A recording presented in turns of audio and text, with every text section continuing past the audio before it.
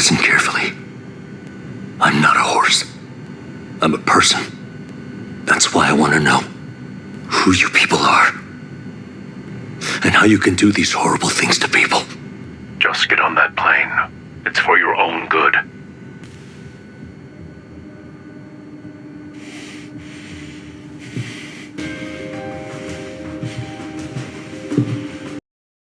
Nine recaps में आपका स्वागत है।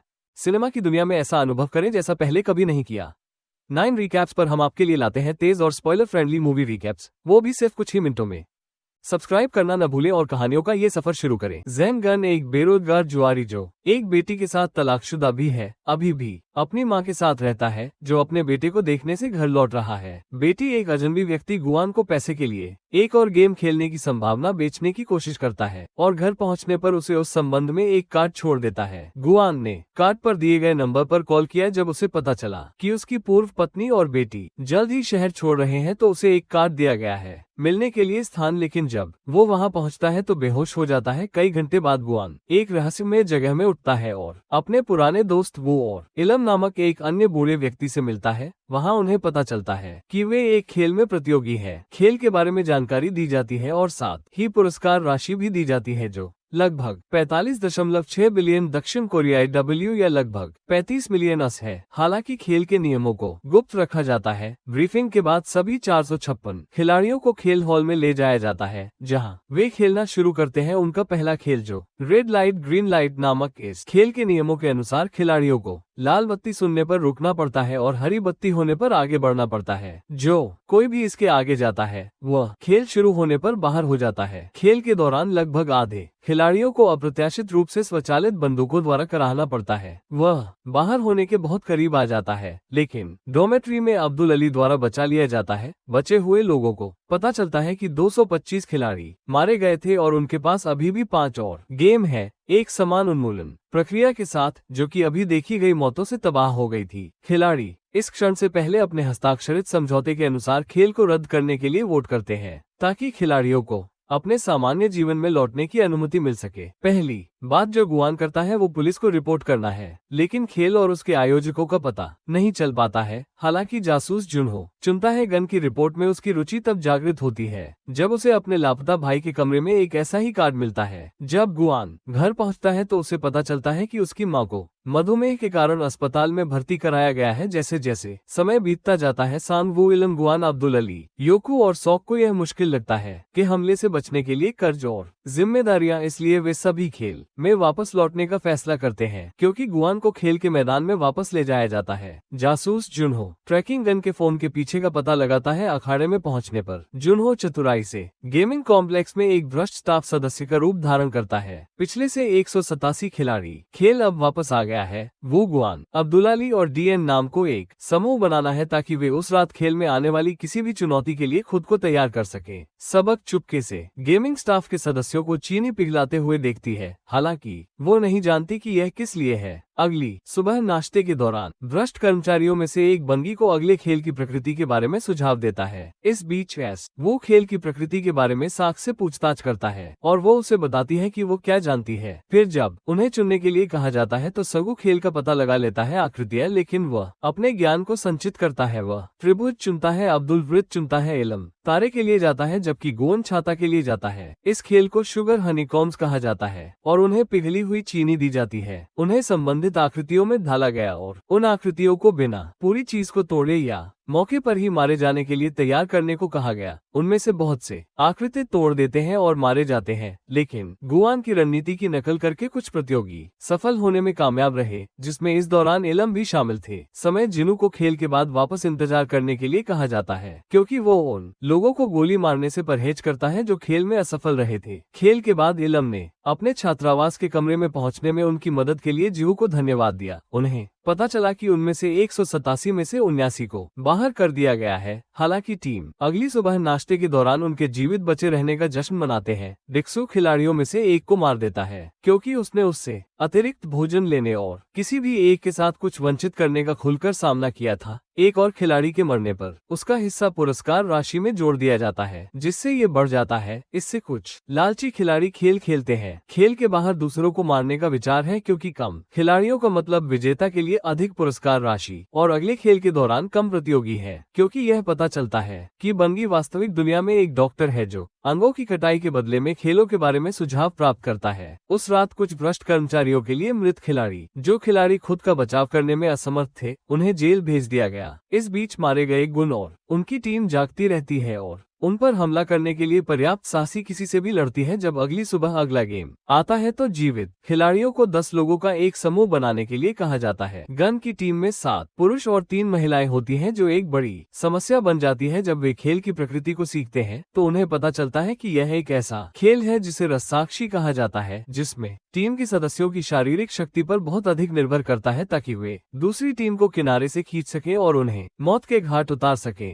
बंदूक की टीम के अधिकांश सदस्य दूसरों की तुलना में कमजोर हैं, और यह उन्हें उन्मूलन के लिए जहर देता है। हालांकि आयल नोम एक रणनीति के साथ आता है जो कुछ आशा प्रदान करता है। आयल नोम की रणनीति एक जीतने की रणनीति के रूप में अपर्याप्त साबित होती है। हालांकि जब समूह हारने के कगार पर होता है तो सगु अपनी आस्तीन से एक चाल निकालता है जो उन्हें देता है जीत, और उनके जीवन के साथ केवल 40 खिलाड़ी बचे हैं। गुआन और उनकी टीम रात के लिए तैयारी करती है। इस घटना में की एक और हमला होता है, क्योंकि वे खुद को बचाने के लिए एक बैरिकेड बनाते हैं। यक्सु उन्हें डराने की कोशिश करता है, लेकिन गुआन उस पर वापस ताली बजाता है और यह एक चमत्कार की तरह काम करता है। जैसे ही रेफरी ने बारिश की, उस रात किसी पर भी हमला करने से रोकने के लिए उसी रात बंगी को हमेशा की तरह अंगों को निकालने के लिए एक कमरे में ले जाया जाता है। हालांकि इस बार चीजें दक्षिण की ओर जाती है और उसे अगले गेम के लिए कोई टिप नहीं मिलती है, क्योंकि जुन्हो और नंबर 28 एक स्टाफ सदस्य निकाले गए अंगों को ले जाता है। जहाज जुन्हो का कवच जल्दी से उड़ जाता है। जुन्हो नंबर 28 को मार देता है, इससे पहले कि वह उसे बाहर निकाल सके।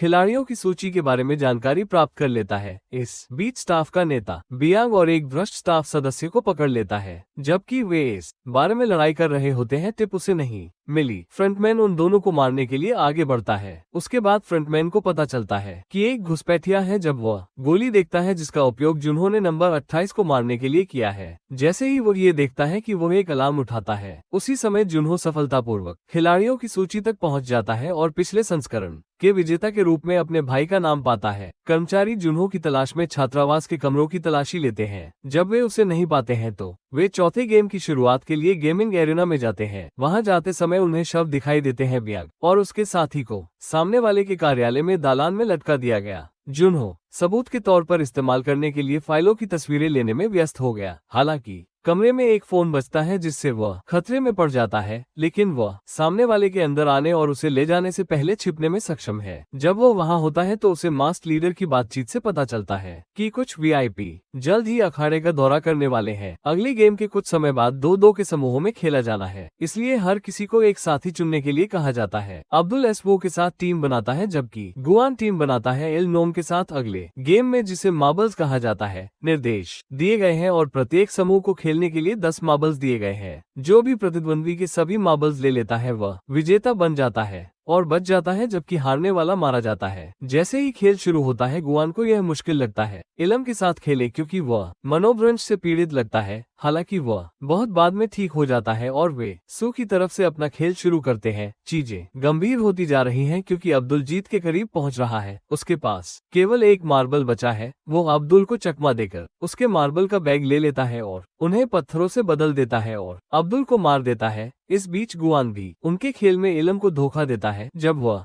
आयल जीतने के करीब होता है, नोम उसे बताता है कि वो जानता है कि उसके साथ धोखा किया जा रहा है, यहाँ तक कि वह गुआन को विजयी प्रहार करने देता है और खुद को छात्रावास में मारे जाने की सजा देता है। खिलाड़ियों में से एक खिलाड़ी 69, जिसने पिछले खेल में अपनी पत्नी को खो दिया था, खेल छोड़ने के लिए उत्सुक हो जाता है। वो बाकी लोगों से पिछली बार की तरह इस पर वोट करने के लिए कहता है, हालांकि कोई भी इस पर सहमत नहीं होता है। इस स्तर पर केवल 17 लोग ही बचे हैं। पुरस्कार पॉट में भारी वृद्धि हुई है, जिससे शेष खिलाड़ी खेलते रहने के लिए प्रेरित हुए। इसी बीच वीआईपी पहुंचे और अगले खेल के लिए अपना दांव लगाना शुरू कर दिया। तभी जिन्होंने वीआईपी की सेवा कर रहे वेटरों में से एक को पकड़ लिया और उसके साथ अपना स्थान बदल लिया। उस रात खिलाड़ी 69 ने खुद को मार डाला, क्योंकि कोई भी नहीं आया। 5वें गेम के साथ उनके साथ सहमति व्यक्त की गई। अंत में शेष खिलाड़ियों को गेमिंग क्षेत्रों में ले जाया गया। और 1 से 16 तक की संख्या वाली श्रेणी से एक पुतला चुनने के लिए कहा गया, क्योंकि वे ऐसा करते हैं ताकि वीआईपी में से किसी एक की सेवा करते समय खुद को सहज महसूस करे। जुनहो उसका ध्यान आकर्षित करता है और उसे अपने साथ बैठने के लिए कहा जाता है। अपने नंबर चुनने के बाद खिलाड़ियों को दूसरे कमरे में ले जाया जाता है और उन्हें टेम्पर्ड ग्लास और सामान्य ग्लास के अप्रत्याशित मिश्रण से बने एक पुल को पार करने के लिए कहा जाता है, जिसे हॉपस्कॉच कहा जाता है। खेल में उन्हें ऐसा करने की आवश्यकता होती है, केवल टेम्पर्ड ग्लास पर कदम रखकर अपना रास्ता बनाएं। अन्यथा यदि वे कमजोर ग्लास पर कदम रखते हैं तो ये टूट जाएगा और वे अपनी मौत के मुंह में चले जाएंगे जैसे ही खेल आगे बढ़ता है। वीआईपी सदस्य जुनहो को एक निजी कमरे में ले जाता है और उससे सेक्स करने के लिए कहता है। जुनहो पीछे हट जाता है तुरंत और एक बंदूक निकालता है और वीआईपी से खेल के बारे में वो सब कुछ बताने के लिए कहता है जो वह जानता है। जानकारी प्राप्त करने के बाद जुनहो द्वीप से बाहर निकलने का रास्ता ढूंढता है। इस बीच अखाड़े में विश्वासघात और अविश्वास के एक व्यस्त खेल के बाद खेल केवल 3 बचे लोगों के साथ समाप्त होता है। जियांग वू और सबक, डाकू और मेयो के साथ मारे गए हैं, जबकि जुनहो रन फ्रंटमैन पर था जिसने उसे ट्रैक छोड़ते देखा था। वो अपने द्वारा उपयोग किए जा रहे ऑक्सीजन टैंक के साथ कुछ लोगों को अपने साथ ले जाता है, क्योंकि वो जुनहो फ्रंटमैन और उसके आदमियों का पीछा करता है। जुनहो से एक अलग द्वीप पर खराब सिग्नल के कारण अपने प्रमुख को कॉल करने में संघर्ष करने के बाद जुनहो अंततः अपने फोन पर मौजूद सबूत भेजने की कोशिश करता है। खराब सिग्नल वापस हमला करता है। इस बीच 3 बचे हुए लोगों को एक दावत दी जाती है जिसमें कपड़े बदलने के लिए भी शामिल है। पिछले गेम के दौरान कांच से वार किए जाने के कारण सेओक की मृत्यु निकट आ जाती है और दावत के बाद उनमें से प्रत्येक को एक चाकू दिया जाता है, जिससे दूसरे द्वीप पर तीनों के बीच अविश्वास पैदा होता है। जुनहो को पता चलता है कि उसका भाई, जिसे वो मरा हुआ मानता था, वास्तव में फ्रंटमैन है। फ्रंटमैन फिर जुनहो को गेमिंग एरिना में वापस आने के लिए कहता है, लेकिन जुनहो मना कर देता है। इसलिए फ्रंटमैन उसे गोली मार देता है और वो डॉर्मेट्री में पानी में गिर जाता है। एस वू साक को मार देता है जब गुआन गार्ड का ध्यान अपनी चोट की ओर आकर्षित करती है, लेकिन तब तक बहुत देर हो चुकी होती है क्योंकि एकमात्र बचे हुए गुआन और एस वू अंतिम गेम स्क्विड गेम के लिए तैयार है। गुंग आक्रामक खेलता है जबकि एस वू रक्षात्मक खेलता है। विजेता बनने के लिए उनमें से एक का मरना जरूरी है। गुआन जीतने वाली तरफ हो जाता है और एस वू को पीटना बंद कर देता है। आदमी मौत के करीब है। वो एक गार्ड को एस वू को खत्म करने से रोकता है और पुरस्कार राशि के बिना खेल छोड़ने का विकल्प चुनता है। हालांकि एस वू उसे पैसे लेने और अपने परिवार की देखभाल करने के लिए सलाह देता है। उसके बाद वो खुद को मार देता है और गुआन को विजेता बनाता है। गुइन को गेमिंग एरिना से दुखद रूप से बाहर निकाल दिया जाता है। जब गुइन आखिरकार घर पहुंचता है तो वो अपनी मां को मृत पाता है। 1 साल बाद गुइन ने अपराध बोध के कारण पुरस्कार राशि खर्च करने से इनकार कर दिया है। इलाम जो जाहिर तौर पर मार्बल्स गेम से बच गया है, उसे अपने बीमार बिस्तर पर आमंत्रित करता है और चौंकाने वाला खुलासा करता है कि वो खेल का मालिक है। जब गुन उसके मकसद पर सवाल उठाता है तो वह उन्हें बताता है कि यह सब मजे के लिए था, क्योंकि मानवता में अब कुछ भी अच्छा नहीं है। उसके बाद इल्म नाम की मृत्यु के बाद इल्म मर जाता है। गुन अंततः अपने जीवन के साथ आगे बढ़ने का फैसला करता है। वो कैक के भाई को सांग ले जाता है। वो की मां से मिलने जाता है और उन्हें पैसों से भरा एक सूटकेस देता है। अपनी बेटी को देखने के लिए हवाई अड्डे के रास्ते में उसकी मुलाकात उस अजनबी से होती है जिसने उसे खेल में शामिल होने के लिए राजी किया था। किसी और के साथ खेलते हुए उसे कॉन्ट्रैक्ट कार्ड मिल जाता है और वह उन्हें ढूंढने का फैसला करता है और खेल को एक बार और हमेशा के लिए समाप्त करे। धन्यवाद 9 रिकैप्स देखने के लिए। हमारे लेटेस्ट वीडियो के साथ अपडेटेड रहने के लिए सब्सक्राइब करें और बेल आइकन दबाना न भूलें।